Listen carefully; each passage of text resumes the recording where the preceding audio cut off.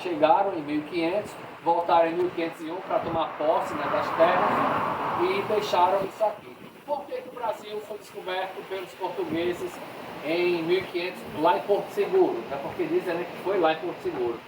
Porque um pesquisador inglês, fulano de tal, que eu não sei o nome dele, eu não sei falar inglês, ele lendo a carta de Pero Vaz de Caminha, ele achou um marco de posse lá para a banda de São Paulo, aí disse, o Brasil foi descoberto aqui, em Porto Seguro.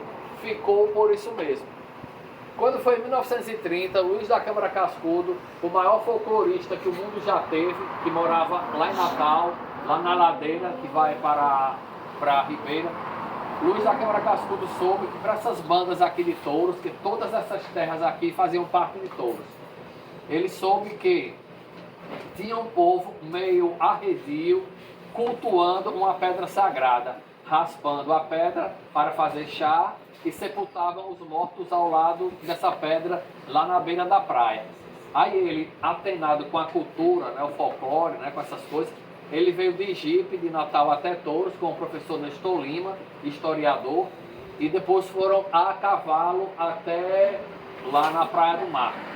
Chegando lá, todo mundo que era de lá de Cauã foi lá para a praia, né, para ver. A polícia foi junto, lá em Gostoso tem fotos, né?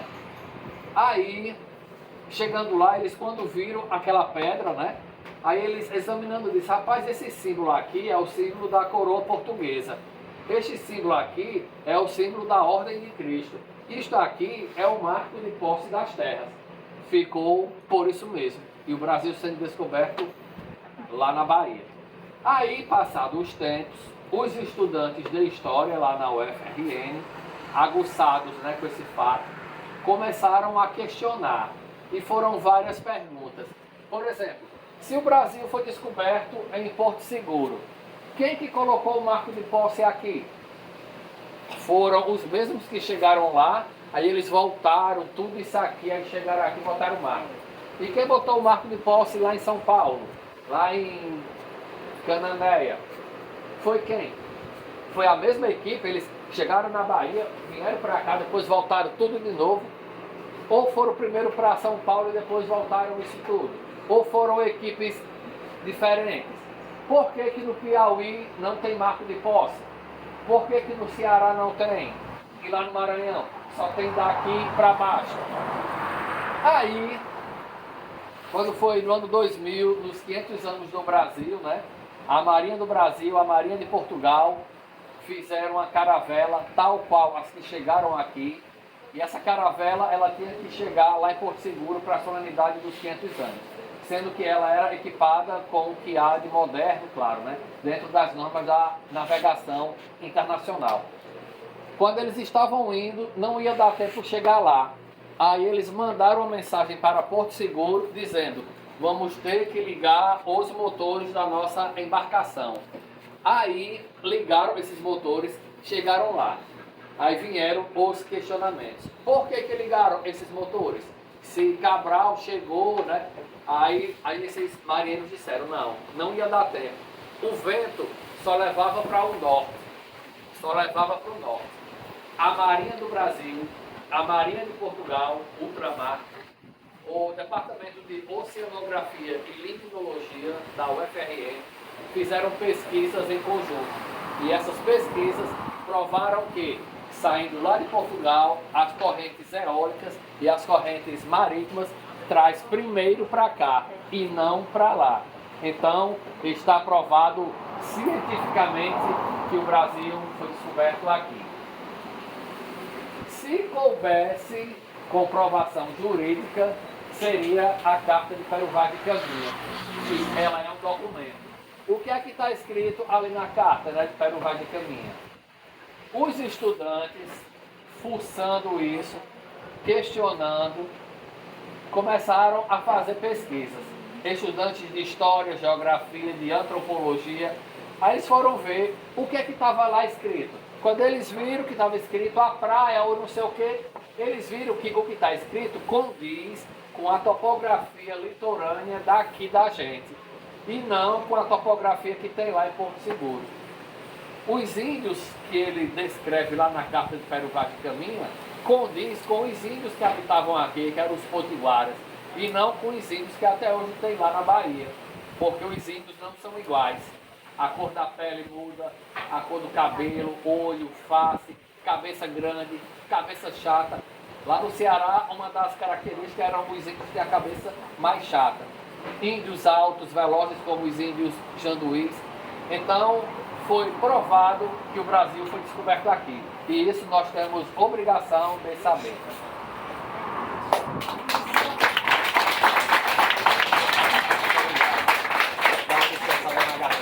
Só para complementar, professora, sobre o pico do Camugi.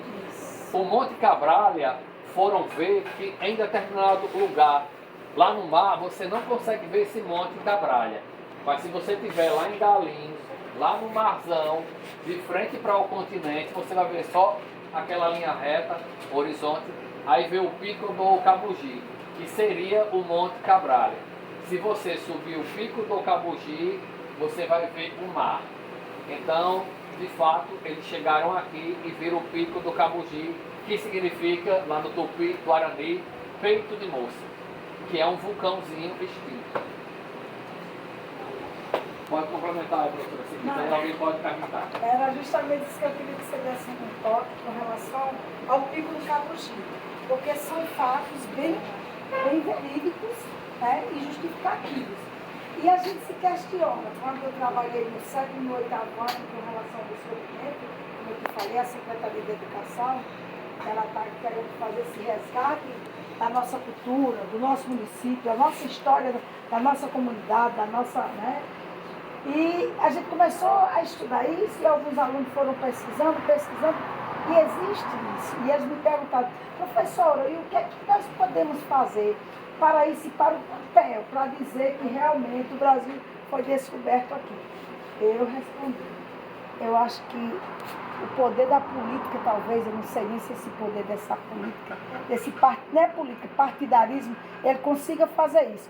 Porque, como você citou aí, os índices, as clarezas, os fatos, as fontes são muito presenciais, né, e muito concretas com relação a esses dados que dizem que o nosso país, essa civilização, essa colonização, se deu por aqui mesmo, por Touros, né, pela Praia do Marcos, que antigamente pertencia a Touros. Né? Tudo isso aqui era de Touros.